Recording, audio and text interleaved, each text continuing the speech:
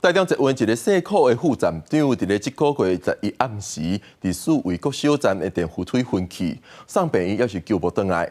着员工即期，台中捷运为着省人事成本，甲保全拢调入去车厢内底，无法度发现副站长分去，延长着送病院的时间。这名细库的副站长11暗准备为四维国小站坐车去文心烟花站上班，却伫手扶梯顶昏倒。3分钟了后，后指挥民众发现，赶紧呼叫站长来斗相共。这名细库副站长几工了后宣告死亡。议员质疑是因为人力调度出问题，造成倒伫涂骹系统时无人发现。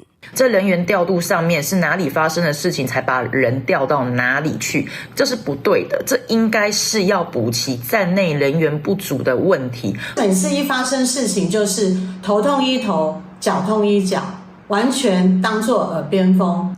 也有中捷员工质疑，中捷是因为将保全调去车厢执勤，才会无及时发现救袂倒来细库副站长的性命。中捷说明，这位副站长是去上班的时阵昏倒，专列予伊协助之外，虽然甲人力配置无关系，也毋过会检讨勤务配置，将积极来检讨保全与站务人力勤务之安排，也逐步增加车站服务人力，加强旅客之服务。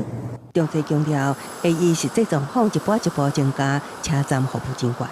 也毋过，乘客认为现阶段中捷运量无悬，无增加人力的必要。目前看起来，因为大部分都是自动化的作业在进行啊，像我们进来不需要人协助啊。对啊，所以现况来讲，我觉得还好。乘客又不多，然后他们就在这边好像一直在很热心的要服务。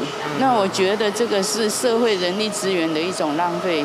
中捷也表示，以目前现况来讲，无人力值力也是欠的问题，也毋过也会针对各站随时检讨来加强旅客服务。记者综合报道。